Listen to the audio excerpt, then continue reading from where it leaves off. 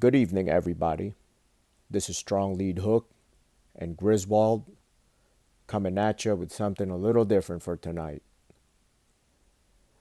Griswold's got First Berserker Kazan pulled up on his end on his channel.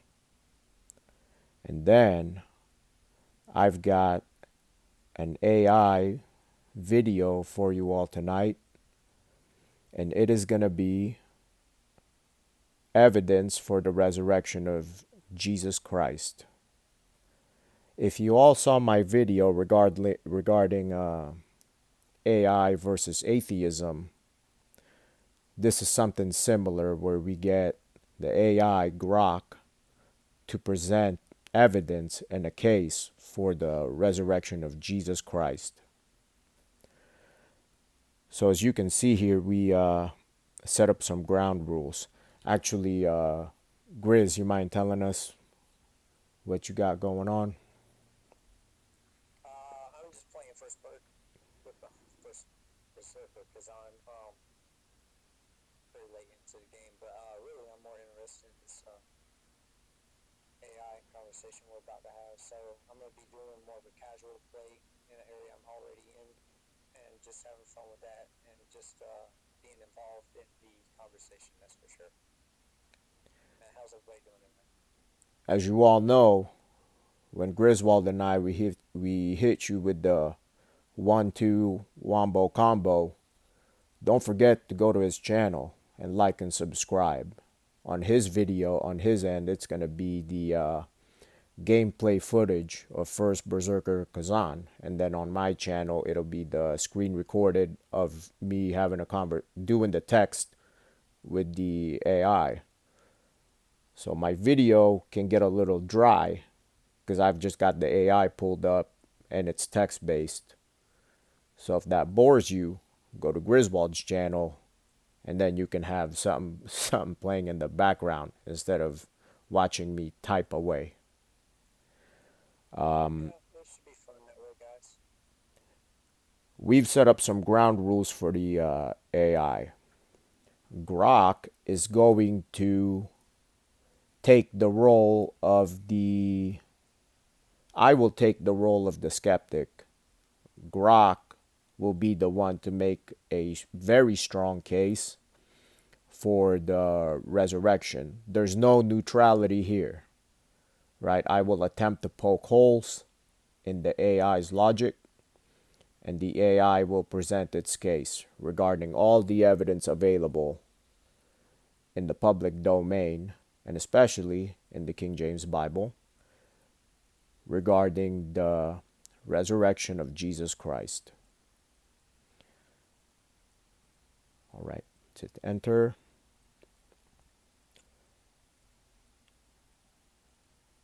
All right, according to Grok, the resurrection of Jesus Christ is the cornerstone of the Christian faith, supported by historical, textual, and logical evidence.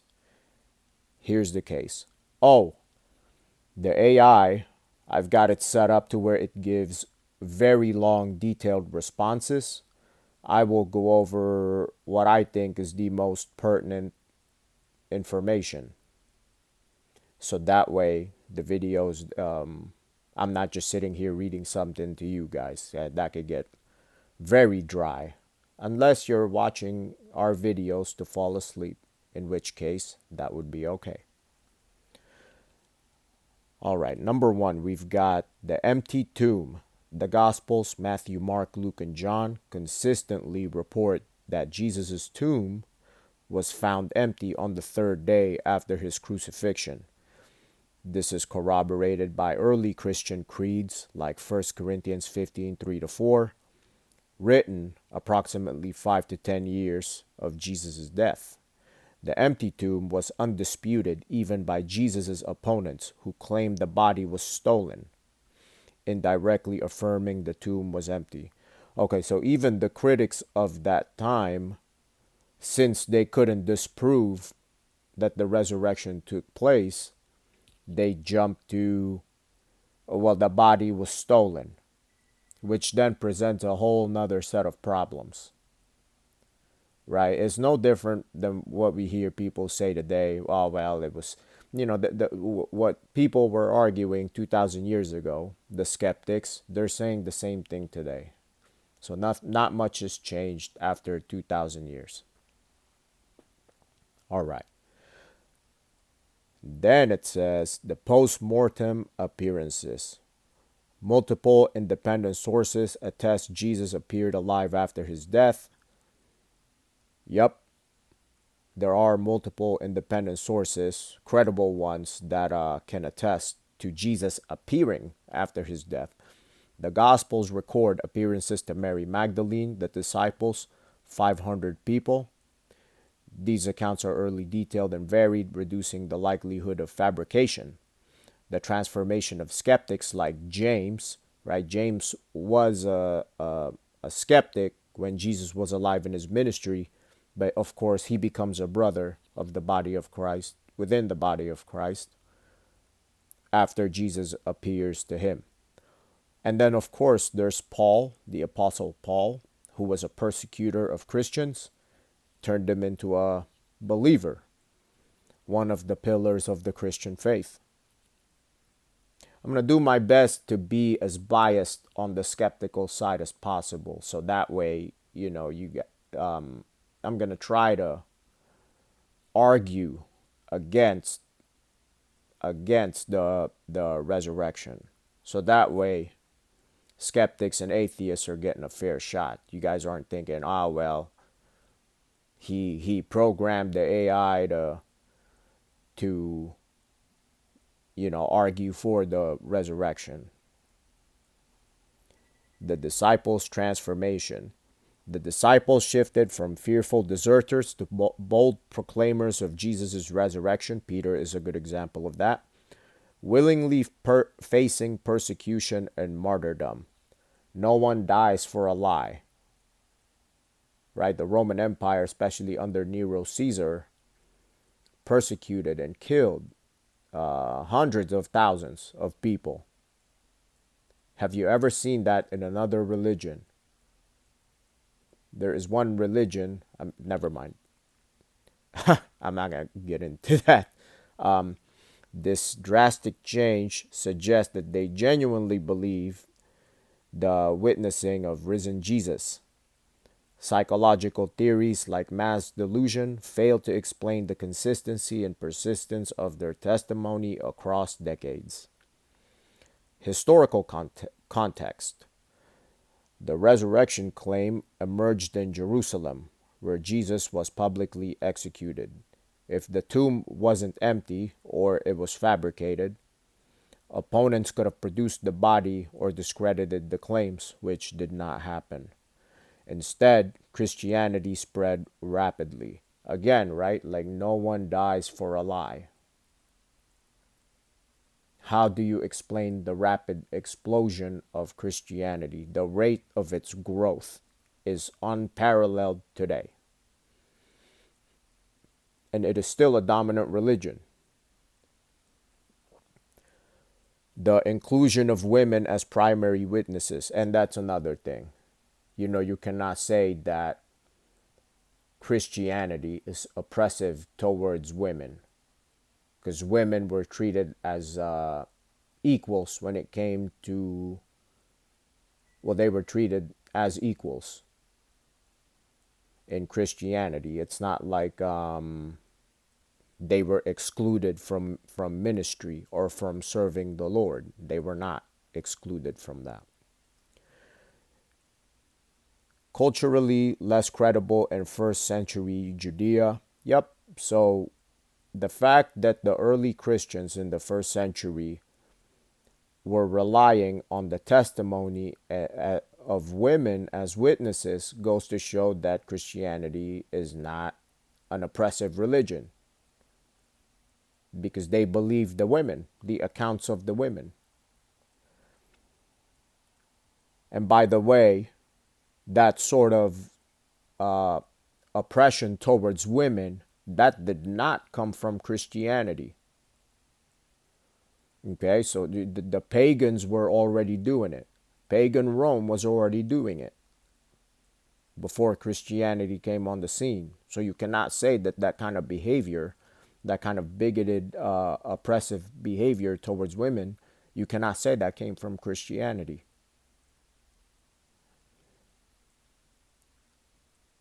The fabricators would likely choose male witnesses for credibility, which we did not do. Christians did not do that in the first century. All right. Improbability of alternatives. Theories like the stolen body, swoon hypothesis, or hallucination fail under scrutiny. Roman crucifixion ensured death, with guards securing the tomb. Mass hallucinations don't ally with group experiences over time.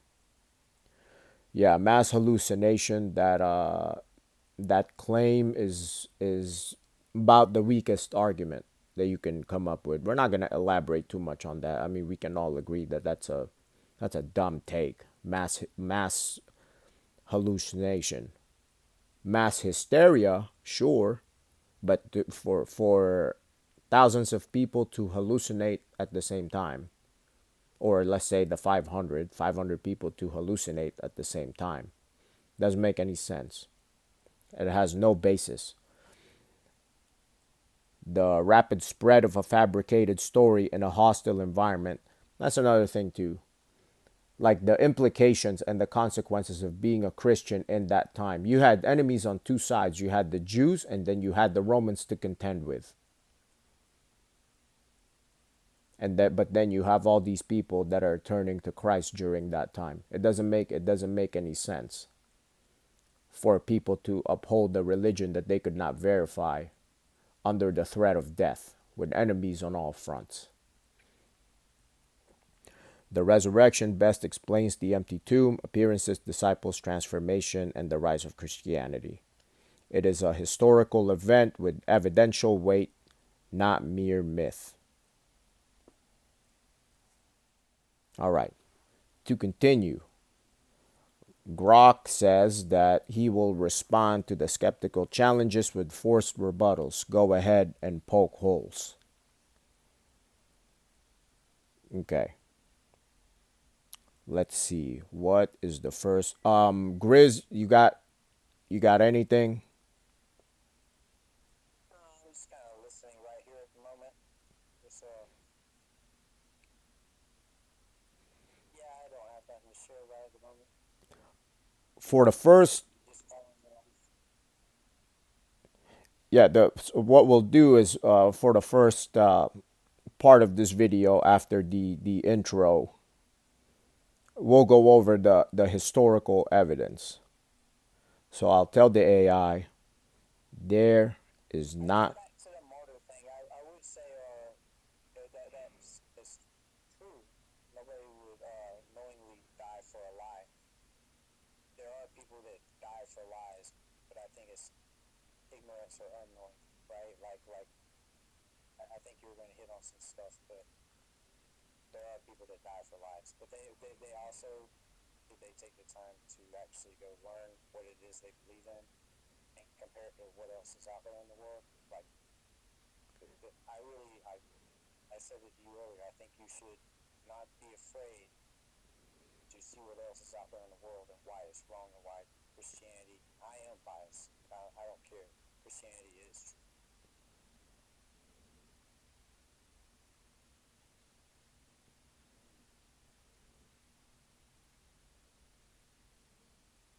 So what I'm gonna say is there is not enough credible evidence.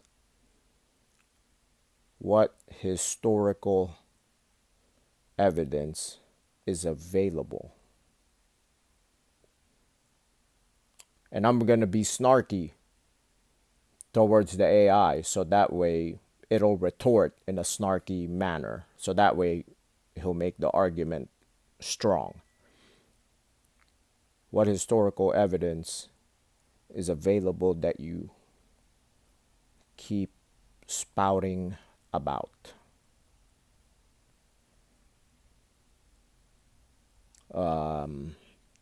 Historical evidence,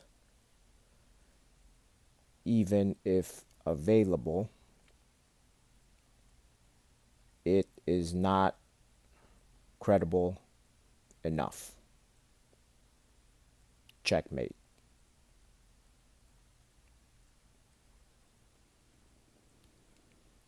And yeah, when I say no one dies for a lie, I more or less say that as a euphemism. I'm sure it has happened,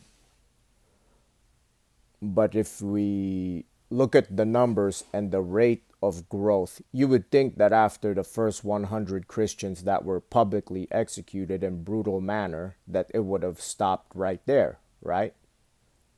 That should have scared people straight, which it did not. Instead, more people got saved.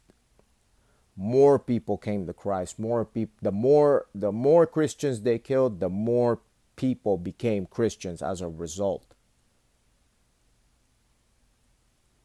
And some of these arguments, well, never mind. Let's keep going. Historical evidence. The resurrection is backed by credible historical evidence from early independent sources. First one is the New Testament documents. The Gospels, written 30 to 60 years after Jesus' death. The Pauline epistle, 5 to 20 years, are early by ancient standards. They report empty tomb, appearances, disciples' transformation. Then, of course, we've got the gospel in 1 Corinthians chapter 15. Non-Christian sources. Are there any non-Christian sources? Yes. We have the Jewish historian Josephus referencing Jesus' crucifixion and the disciples' claim of the resurrection. So Josephus is a respected Jewish historian. I don't find too many people out there that would contest the legitimacy and the credibility and the dating of Josephus's book, The Antiquities of the Jews. And you can't say that Josephus was biased, because he was a historian for the Roman Empire, right? He wrote The Antiquities of the Jews at the behest of the Roman government.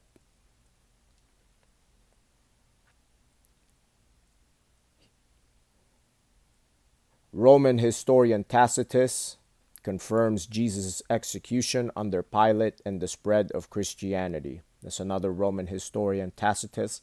He corroborates the resurrection and the execution, the death and the resurrection. Empty tomb. The empty tomb is attested in all four Gospels and implied by Jewish polemic of a stolen body. No counter evidence of a body being produced exists, despite the claim arising in Jerusalem where it could be easily disproved.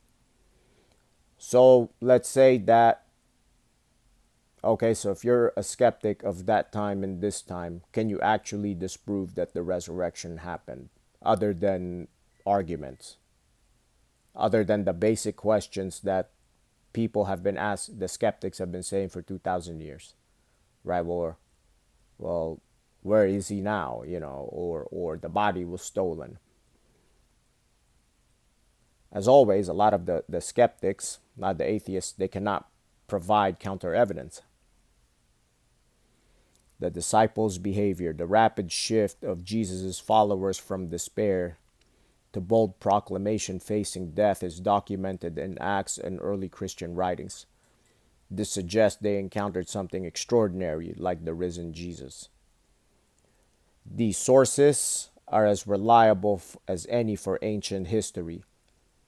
Tacitus on Nero, multiple early independent accounts, including hostile witnesses, outweigh skepticism.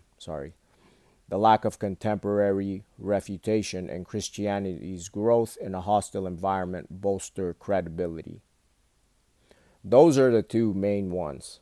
How do you explain the growth of a religion where joining that religion is so dangerous, and there's more danger to your life and to the life of your family if you jumped into this religion. So, but not only did a couple people join the religion, but you had it practically converted an entire nation, the Roman Republic, the Roman Empire, to where later they had no choice but to make it the state religion. That's a whole nother topic of discussion, but the Roman government didn't have any other choice but to say, well, we have to use this as a state religion or else we lose control of the masses.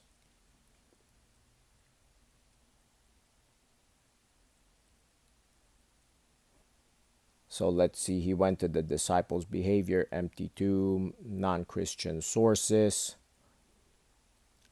We'll go over the biblical stuff towards the end of the video and some of the rebuttals. We'll go into that more in detail. But for right now, I want to go over more non-Christian sources like historical and archaeological evidence. So let's ask him. Yes, but there is not enough historical or archaeological evidence.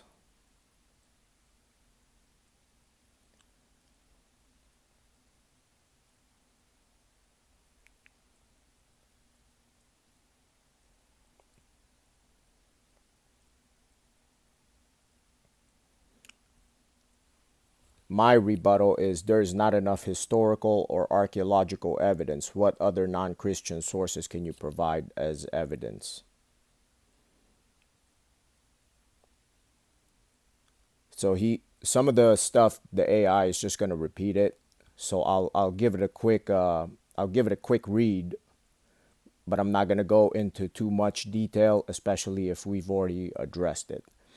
All right, besides Josephus, you have Suetonius. In the Lives of the Caesars, he mentions that the Jews expelled from Rome due to their disputes over Christus, referring to Jesus, indicating early Christian activity tied to the resurrection claims. You had the movement of Christianity that is addressed by a non-Christian historian. Then you had Pliny the Younger. In letters, he describes Christians worshiping Jesus as God, reflecting the rapid spread of belief in the divinity of Jesus Christ, consistent with claims of the resurrection. Then he brings up Marabar Serapion. In a letter, he refers to the execution of the Jews' wise king, whose teachings persisted, aligning with Jesus' death and the endurance of his followers' claims. So this Marabar Serapion, he could be referring to anybody, right? But if we take it at face value, this was dated at 73 AD, and he's saying those teachings persisted. But you can say, well, Marabar was talking about the other people that claimed to be Messiah around that time, around the 1st century AD. But you can't. The problem with that is those false messiahs, they didn't teach anything. They were militaristic leaders. There was one guy claiming to be the Messiah around that time. His name was like Judas or something. And these people were on the side of military leaders because they would stage rebellions against the Roman Empire. And all of this culminated in 70 AD in the destruction of the temple. Archaeological corroboration. While no direct artifact proves the resurrection, archaeological findings like the Pilate stone, talking about Pontius Pilate, and Caiaphas's ossuary, validate the Gospel's historical setting. The Shroud of Turin, you've also got that. Although it's debated, aligns with the details of the crucifixion. Okay, so he brings up the Pilate stone and Caiaphas's ossuary. So let's ask him, what is the Pilate stone and Caiaphas?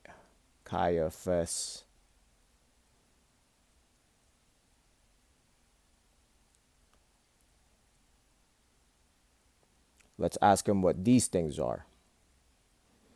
What is the Pilate stone and Caiaphas's ossuary? How are they relevant? And all you have are two archaeological sources. Not enough. Try again.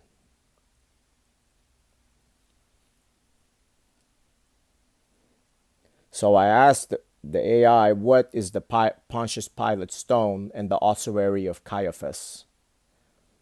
And other archaeological sources. So the Pilate stone is a limestone slab discovered in 1961 at Caesarea Maritima, inscribed with Pontius Pilate's name and title as the prefect of Judea. It confirms the historical evidence of Pilate, a key figure in Jesus' trial and crucifixion, as reported in the Gospels. Then we've got the ossuary of Caiaphas, a limestone bone box found in 1990 near Jerusalem, inscribed with Joseph, son of Caiaphas. It likely belonged to the high priest Caiaphas, who presided over Jesus' trial. Caiaphas was the high priest that he was the one that had Jesus arrested and crucified. He was like the ringleader of the people, the Pharisees, that pushed for Jesus' crucifixion. And he was the guy that persuaded Pilate to put guards outside the tomb. This is the main ringleader of skeptics in that time.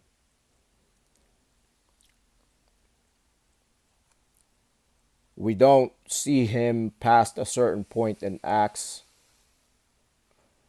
because it was too late to stop the Christian train at that point.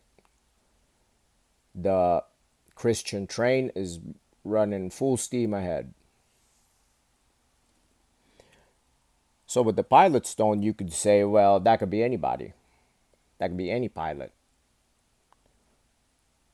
But it's dated around 26 to 36 AD. If you look at Roman records, how many Pontius Pilates were given office as governor of Israel during that time? There was only one, especially around that time. And if you say, well, the date is wrong, archaeological evidence dating is wrong. So if you say that, well, then all the other archaeological evidences that we've been compiling over the years, we also have to question them, because you can't say, well, these archaeological items, we can take the dates and run with it and then turn around and say, archaeological evidence relating to Christianity is invalid for whatever reason. And Caiaphas, again, you can say, but that could be any Caiaphas. And with that, I go back to the dating. Not only that, but from what I understand, where Caiaphas was buried, this is where the Pharisees would have been buried. This is where he wasn't a common guy, right? Caiaphas wasn't just like some common peasant. He would have been buried somewhere where the higher status people would have been buried. And then once again, you have to do a census you have to disprove that too. You have to do a census and say, well, how many Caiaphas that were high priest, the son of Joseph, existed in that time.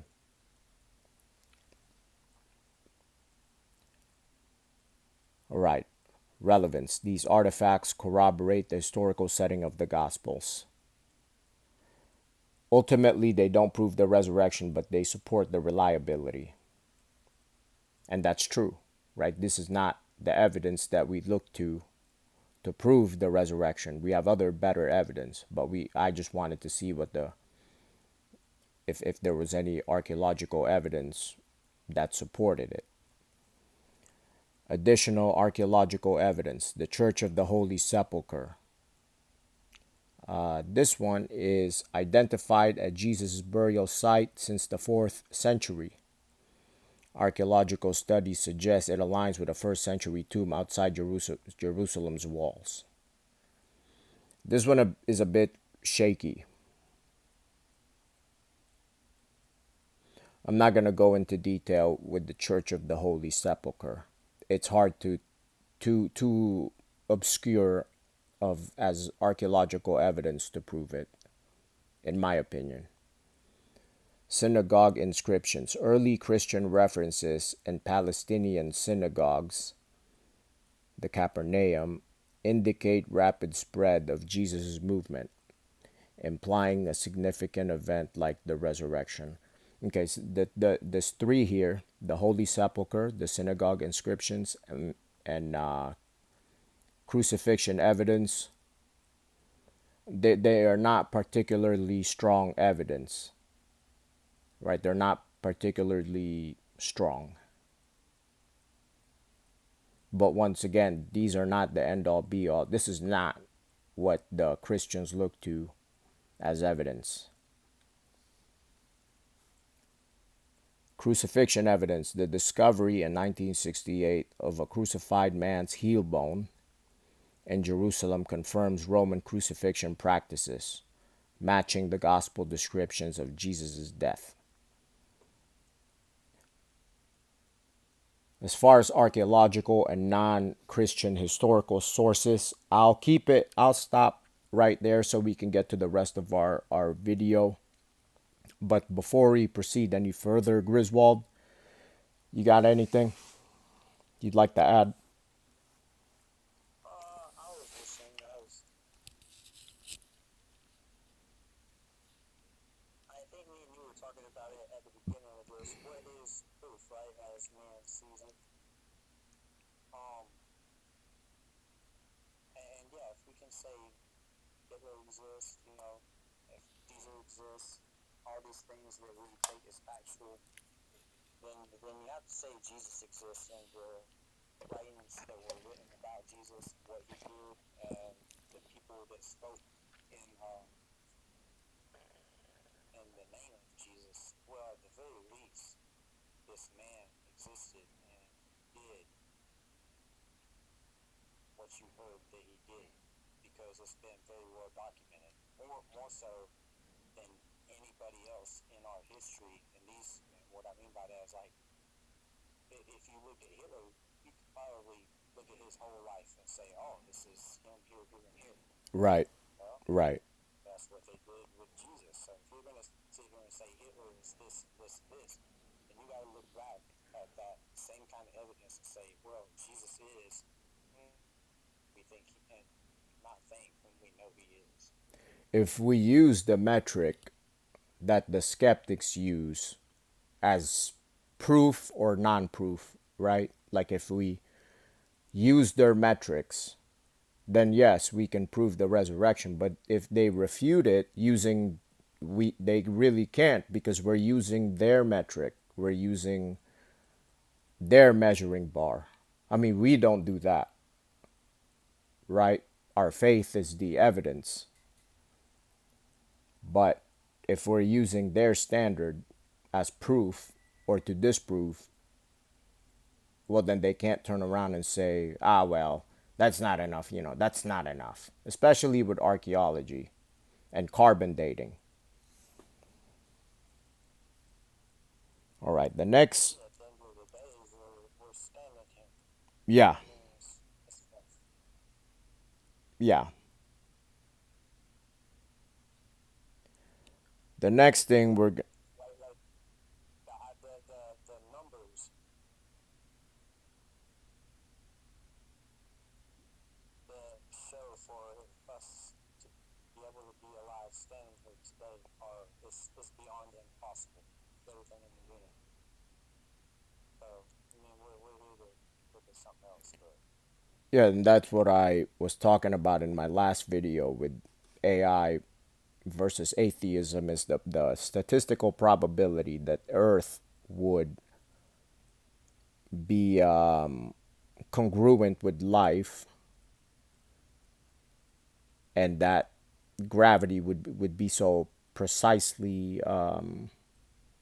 engineered, because one little change in gravity and the universe will not support life, and it's consistent all throughout the universe. So that has to be the byproduct of a sentient mind. It can't just be by accident. All right, we're going to move on to what does the Bible say? But the AI is asking what quantity or type of evidence would satisfy you. Okay, so let's go over. So with the rest of the video, in order for me to get the information out, I'm going to have to take a back seat in like the skeptical role, because there's going to be important details that we miss. So now let's ask him, what does the Bible say? Towards the end of the video, we'll bring up the common questions of the skeptics. I'll bring that up again. What does the Bible say? All right, of course, we are going to the New Testament, the four Gospels, and Paul's epistles, providing the biblical claims about Jesus' resurrection. Okay, so of course, the four Gospels, they all describe the empty tomb. Jesus' tomb was found empty on the third day, especially with the women followers, right? It was common practice in that time to hold the word of women lesser than the word of men. That's not a Christian thing. People have been doing that before Christianity. Pagan Rome, they viewed women's word as lesser. And yet, you have all these women, female Christians, that were not afraid and were not dismayed nor discouraged from giving their testimony, from giving their account. What do they have to gain by doing that, right? They're putting themselves in danger by doing that. Not to mention the fact that people will probably not believe them. The chances that that'll happen is low. The chances that people will actually believe them. They have nothing to gain by continuing to provide their account, their testimony, right? Post-mortem appearances according to the Bible. Jesus appeared alive multiple times to Mary Magdalene, to the other women, the two disciples on Emmaus Road, to the apostles, including Thomas, and to over 500 people at once. And then later we have James and Paul. The transformation of the disciples, that's something we've already gone over. Theological significance, the creeds of the Christians, especially the gospel, 1 Corinthians 15, 1 through 4. So with these two, we've already touched on that. So we're just going to move on past that. So now what I'm going to ask the AI is, what are the prophecies concerning Jesus Christ in the Old Testament? before I ask the AI this question, it is impossible with the prophecies that the AI is going to bring up regarding Jesus in the Old Testament to fulfill just 8 of those prophecies. The statistical probability, there's no need for me to say the number because it is statistically impossible for all of them to happen. There's over 300 prophecies in the Old Testament just for Jesus to do 8 of them. The probability that he could do that is low. And I'm not talking about the miracles. I'm not talking about the miracles. I'm just talking about the basic stuff. How is it that he's from the line of David, legally from his father's side, biologically from his mother's side, that would be born in Bethlehem on the day that on this year that the Daniel told you when he would be born, and then for him to live in Galilee as a carpenter and to die at the age of 33 years old. It's how can one man do that? He crossed the gates in Jerusalem on the day that Daniel said it would happen. Just pick 2 of them. How can he, on a donkey, go through the gates of Jerusalem on the day that Daniel said it would happen, and then the same man that can do that would be born from the line of David, which is verifiable, and for him to be the legal son of David from the Davidic line, dying on the day, on the same year that Daniel told you he would die, right? That sound about right, Griswald? You think I'm missing anything with that? No, you're pretty well on point. You've been on this stuff for quite a while. No, it sounds Oh, should and the fact that his side, yeah, the fact that his side would be pierced by a spear, the fact that his clothes were torn up, and the Roman guards drew lots for them. The fact that if you take any one of those things in isolation, yes, you could pull them off. In isolation, yes, you could pull them off. But you take all those things, you put them together. Now you've got a problem. Now the burden of proof is on you. How can one man do all these things?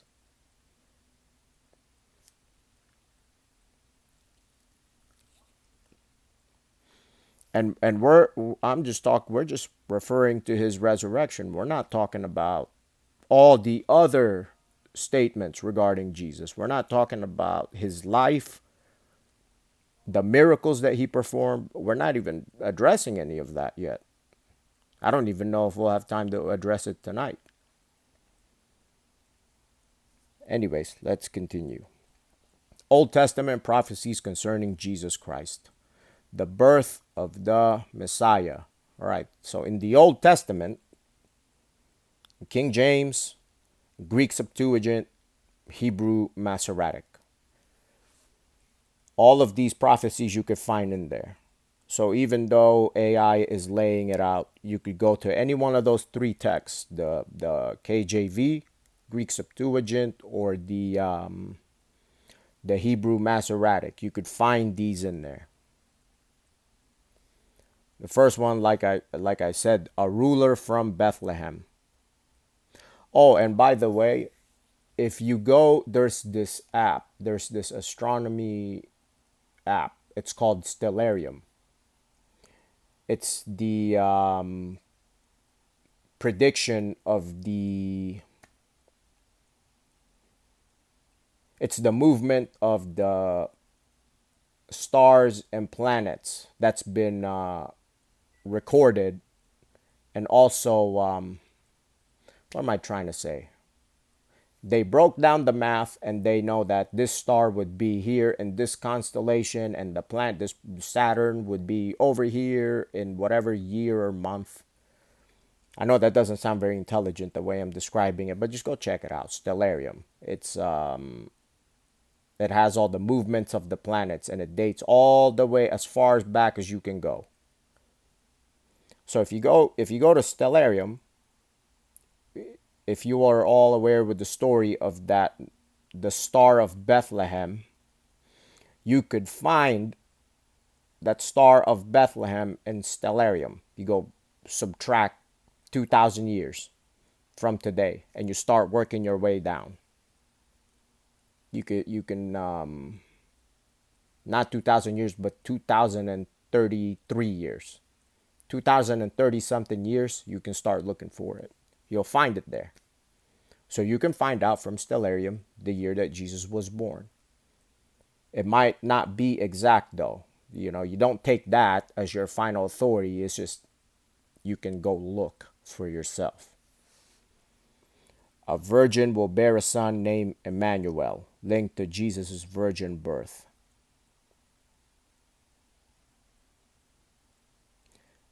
I'm going to drop the whole skeptic act because it's just hard for me to poke holes into these things. Knowing what I know now, it's hard to role play as a skeptic. And it's not because I'm biased. It's not really because I'm biased. It's because like if you're thinking about it logically, it doesn't make any sense. It doesn't make any Well, sense. you used to be a Catholic. Even I didn't know Right? what I knew back then. I had no idea. I had no idea. You knew you believed in something, you didn't really know why. Does that sound about right? No, basically I did it because my family did it, but I didn't believe, Right, you right. know. You grew up in something, and at some point you started to question it. When you started to question it, like, is this real or isn't it real, right? When the evidence starts to show you that that's not real, The and reason that's not to hate on anybody out there. That's not to hate on. So well, the reason why I fell into atheism, it boils down to me not doing my homework and believing no, I what I know. want to believe. I meant more of like where you were a Catholic and then you fell away from that, became an atheist, right? Like you Yeah. grew up in Catholicism, you were taught something, you were shown something, and then you started to question it. And when you questioned it, it didn't lead you back to it. When you go to the Bible and you question the Bible and you question everything about the Bible, right? The KJV, because that's the Bible, people, just so you know. It will lead you back to the Bible. It's okay to question it. It is. It's okay to question God. It is. He's going to lead you right back to Him. If you're being true to what's there, it's going to lead you back to Him. Yeah, if you're diligent, if you're being honest, I was not being honest and I was not being diligent. That's how I became an atheist, is because I didn't put in the time to do my research. And I wanted to believe what I wanted to believe. I did not want to believe that there was a God. And if you're an atheist, you're a skeptic, and you take offense to that, you should, because you know as well as I do that it's not a lack of evidence that is the problem. You are choosing what you want to believe because for whatever reason, for whatever reason. And on the other side of the spectrum, I'm not saying that us Christians are not choosing to believe what we want to believe too. We did make a choice. You made a choice. We made a choice. We made a choice. The line on the sand has been drawn. Here you got all these scientists who are like, what is it for? That's the mystery. Why are we Yeah. here? The Yeah. Bible's already laid it out for you. The Bible has said, you're here to give grace. You're here to give your faith to the Lord so He can save you. That's what you're here for. And I That hate way, after this life, you can move on to something very special. and I hate that the lack of evidence is brought up in the scientific community because that is just dishonest. There is enough Because evidence. science, you talk about it all the time. Science was originally used to prove the Bible, not to go against it. And it's like, You look at the scientific revolution and then the Renaissance. The majority of the physicists, scientists, and astronomers of that time, you've got Galileo. What's the other guy's name? Tesla. No, I don't know if it was I Tesla. don't know. But I'm not too sure on who did what. I know they're famous. I know that Leonardo da Vinci, he was a Christian. Was he? I didn't Yeah. know that. Yeah, man. What's the other guy's name? Anyways, y'all get what we're saying. The Messiah's role, Isaiah, a child born as a wonderful counselor, mighty God, reigning on David's throne, applied to Jesus' divine kingship. Isaiah 61, anointed to preach good news, heal, and liberate, fulfilled in Jesus' ministry. Okay, so if we take the miracles that was laid out when Jesus was healing people in the Synoptic Gospels, if we take that at face value, then you can take that as evidence that that prophecy is fulfilled in the Old Testament, that God will come down and heal people, literally.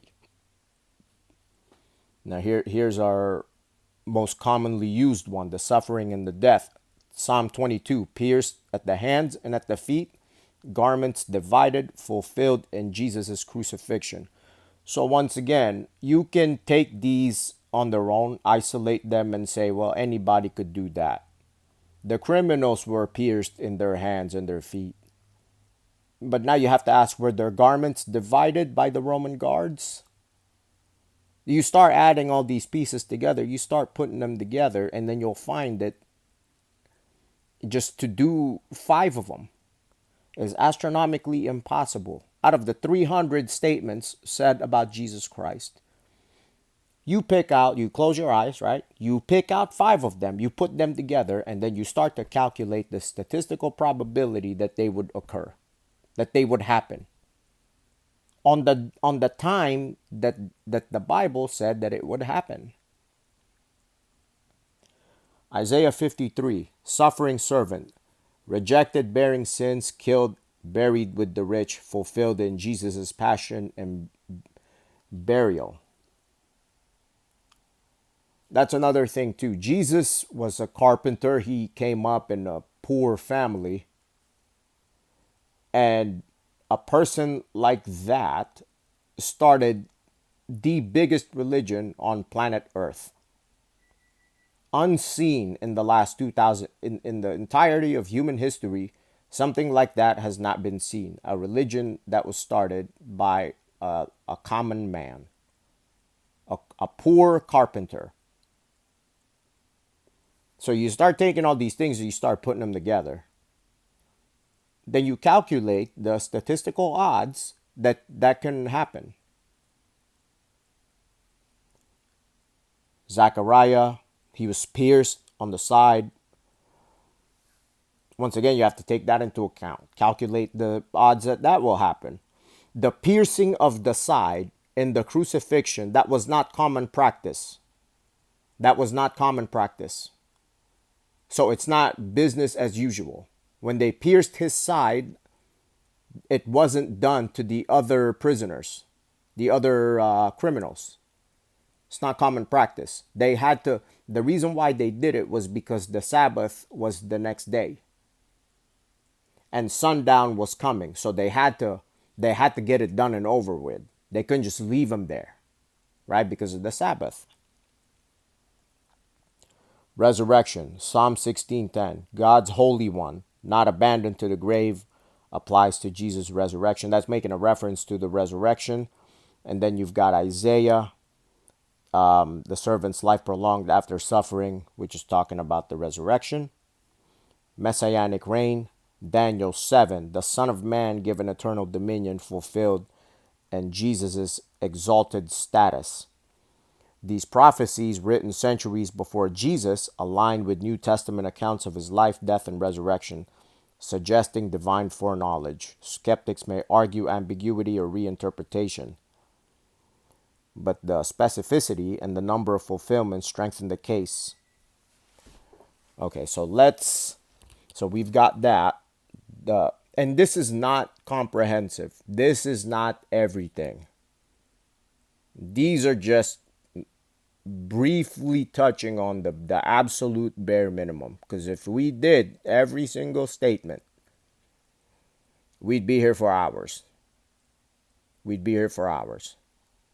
Because there's too much. So now let's, Much fun now.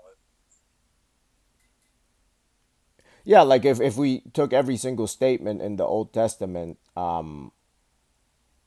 regarding Jesus, his life, death, and resurrection, there's too much. There's a lot. There's a lot of statements said about him that he actually did. Now, if you're listening to this, don't be an idiot and say, "Oh, he didn't come back. He didn't come down on a horse and subdue the world." Okay, obviously that's later. Daniel. Here's what I'm gonna say. Daniel is not credible. The book of Daniel is post dated. And Daniel's description of Jesus is not accurate. So I'm just throwing out generic arguments. I could do a better job of poking holes in this, but I just want to touch on the more very important things, which is the post dating and the non accuracy of the statements said about Jesus.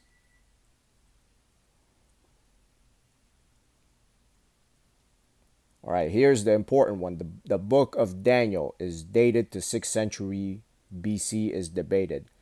Skeptics argue for 2nd century composition due to its accurate predictions of Hellenistic events, right? About the in Daniel there are descriptions of the Greeks taking over Israel, and also descriptions about Alexander the Great and the fact that his empire was divided into four. One of them is Ptolemy.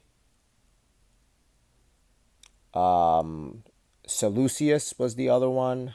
I cannot remember the other two. But the reason why people try to post date Daniel is because of how accurate it is. And the latest they can date Daniel is 2nd century BC, which is still before Jesus. Right, but the traditional dating of the book of Daniel is 6th century BC. Why is the book of Daniel important? Well, the book of Daniel predicted with pinpoint accuracy the day that Jesus would ride on a donkey to Jerusalem, on the day that Daniel said it would happen. So now you take, I don't want to go, I don't mean to keep going on about this point, but you take the exact day that Messiah went to Jerusalem on a donkey. The same guy is born in Bethlehem and grew up in Galilee and was a carpenter and was born through the line of David. I mean, I could go on and on. In isolation, you can probably pull them off, right?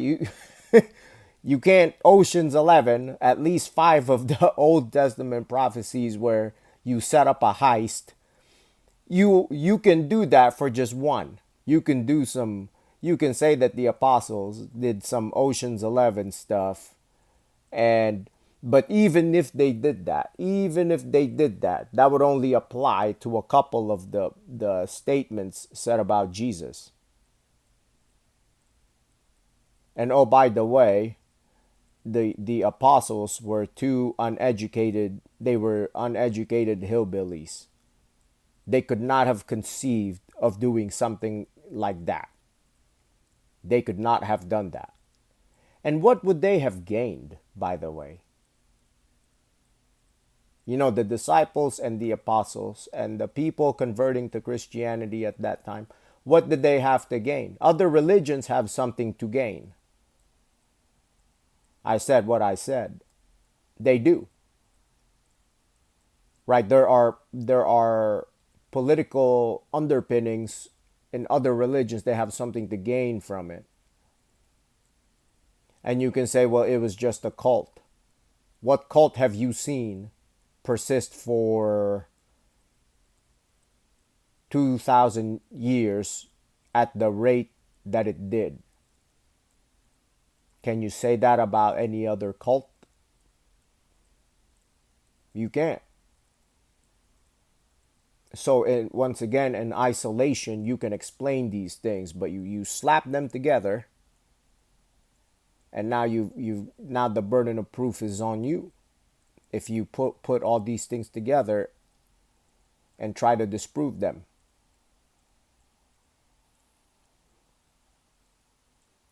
Hey, we're past an hour. We're past an hour. Yeah. Oh man. Okay. So we will stop at Daniel for this video. This will be the first part of this video. I missed the time. Apologies to everybody. I hope y'all did not fall asleep when you're watching this. But if you did fall asleep, that's okay. You're probably tired. Get some rest. Grizz, you wanna close us out? God bless everybody. Have a good night. Put your faith in Jesus Christ, and like if you go read up, I don't care what you read up on. If you go read up on all religions, and you truly put your stuff in there, Christianity is the only.